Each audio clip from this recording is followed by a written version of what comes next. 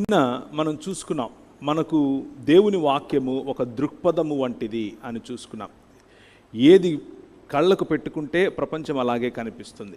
వాక్యం అనేది మన కళ్ళకు దృక్పథం అయితే ప్రపంచమంతా కూడా దేవుని యొక్క దృక్పథంలో మనం చూస్తాం అన్న విషయాన్ని మనం చూసుకున్నాం.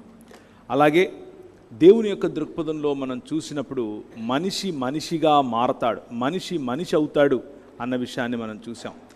మనం మనుషులం కాదా అని ఆలోచించినప్పుడు మనం మనుషులమే కానీ మృగప్రాయులముగా పశుప్రాయులముగా బ్రతుకుతున్నాం అన్న విషయాన్ని కూడా చూసాం.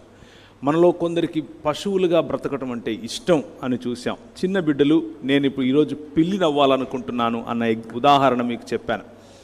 ఒక పురుషుడు, ఒక అబ్బాయి, ఒక టీనేజర్, నేను ఈరోజు అమ్మాయిలాగా బ్రతకాలనుకుంటున్నాను అన్న ఉదాహరణ నేను మీకు చూపించాను.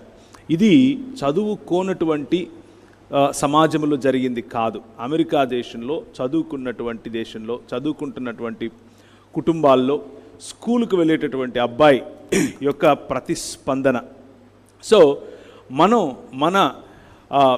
మనం చదివేటటువంటి పుస్తకాలు, మనం చూసేటటువంటి మీడియా, మనం చూసేటటువంటి సీరియల్స్, లేకపోతే మనం చూసేటటువంటి సినిమాలు, మనం చదివేటటువంటి నవలలు, మనకు ఈ రోజుల్లో మా పాప ఒకరోజు వచ్చి ఒక 2 సంవత్సరాల క్రితం, ఇప్పుడు 10వ తరగతిలో ఉంది, 2 సంవత్సరాలంటే 8వ తరగతిలో నా దగ్గరికి వచ్చి నేను రామాయణం చదవాలనుకుంటున్నాను అని అనింది.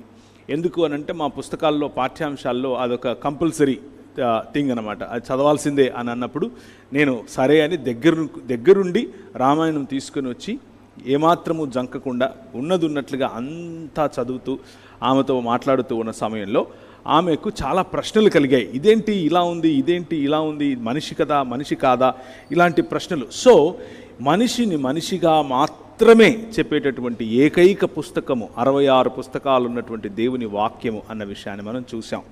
మనిషిని గద్దగానో, పాముగానో, కోతిగానో, లేకపోతే ఎలిఫెంట్ గానో, ఇంకేదో గానో తక్కువ స్థాయిలో చూపించే ప్రయత్నం మనిషిని ఏనాడు దేవుని వాక్యం చేయదు. మనిషికి ఉన్నటువంటి డిగ్నిటీని మనిషికి ఇవ్వాలి అన్నది దేవుని యొక్క ఆలోచన.